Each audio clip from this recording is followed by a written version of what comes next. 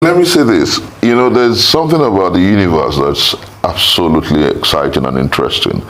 The first time we really had a debate on this, it was with you on air. I remember I used the word that the obedience are not unruly. They may be fierce, but not rude. And interestingly, we're back on it. Beautifully, let me say, that if in this contestation, the entire political process, if there is any movement that has been very civil, it's the obedient movement. And I'll tell you why. We have not deployed ethnicity or religion in our debate and contestation. Those who tend to, or who are struggling effusively to brand us as unruly, are the ones who have threatened a particular ethnicity. They are the ones who do ethnic profiling. They are the ones who have divided and polarized our country. We are absolutely civil. And I'll tell you, when I saw that interview by my boy and mentor, and I say this with all sense of respect, I tell people that I may disagree with you on certain score, but it doesn't change what I feel about you. I listened to that interview by the great Nobel laureate, Professor Wole Soyinka, and I wept for three reasons, and I'm going to put it out before Nigerians. My boy and mentor left issues about ethnic profiling, the killing of people and voter suppression in Lagos, and dwelt chiefly on Dati's comment about those who are interested in swearing a man whose mandate perhaps and the declaration of his election, his victory, does not tally with the provisions of our law as a problem. I felt very deeply offended. Then the second one, instead of talking about how those who were declared winners have not stopped the ethnic profiling, he called Dati and his statements fascist. I felt very strange about it. Then I asked, is the man dead? Because he wrote a book long time ago, The Man Died in Him, Who Keeps Quiet in Times of Moral Crisis. I asked that question, and I'm asking that question again with all sense of humility. Let me tell you, in 2014, 2015, I was a DG, Change Ambassadors of Nigeria, one of the campaign arms of President Muhammadu Buhari. In 2014, 2015, the APC, which is presently in power, said worse things than Dati has said.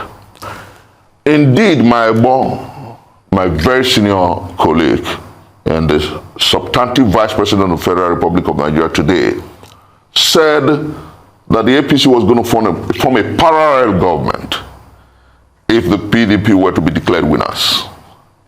Some others went as far as saying that it clearly not like the democracy will die should the PDP be declared winners. And I wonder why we have all forgotten all that. And clearly we have the worst electoral larceny in our country's history. Clearly we have the worst electoral fraud in our country's history. Do you know what happened on the 25th of February and what happened on the 18th of March? Beatified Iwu's 2007 elections. That was an election that Yar'Adua openly admitted that was largely flawed. But that election comes to excellence when you juxtapose it with what happened on the February 25th and March the 18th. So why won't you beat a child and you refuse us the right to cry? You have asked us to go to court and we have gone to court and you're uneasy. What do they want? They're saying don't heat up the polity.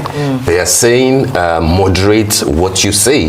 They are saying that wait for the courts to decide, which perhaps is the reason why Professor Wole Soyinka has requested for a debate with Dati. In 2014, 2015, they didn't wait for the election before they started threatening.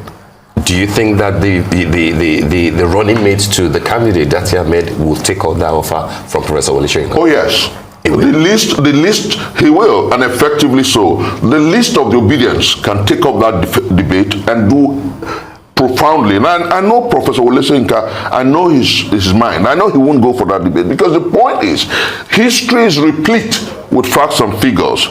Do you know, with all sense of respect, some of us see him as our mentor because he understands the fact that disobedience of an unjust law is indeed the greatest respect for the law. And in 1965 or so, with a gun, he invaded a radio station and refused the announcement of Akintola as the winner of an election. History is such a beautiful spectacle. And I think that I implore my boy and the esteemed laureate to understand. He was a young man then. And so oblige the young people who are saying that on the mandate given to Peter Gregory Obi by the Nigerian people, they stand. Look, let me say this clearly. If you notice, Steve, a few weeks ago, about 5-6 days ago, about 7-8 days ago, you suddenly noticed a resurgence of militancy and banditry across our country. It was in Bayelsa, it was in Katsina, Kaduna, Zamfara, and several places, and Kogi. Now, you wonder, was it the election that kept it down? The simple thing was that the Labour Party presented the greatest merchant of hope in our history after Abiola. The Labour Party presented the greatest merchant of hope in Africa after Mandela. So Nigerians were waiting at their different positions to see what happens if this hope can transform their lot and their lives. When those who are professionals in electoral larceny and malfeasance took the mandate, albeit it's a hot coal, they can't close their hands because we're going to take it back in the courts. When they realize it, they are becoming restive again.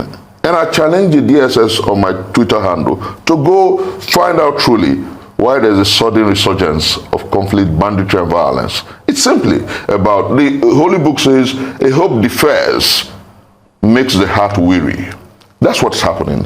Nigerians are getting frustrated and tired.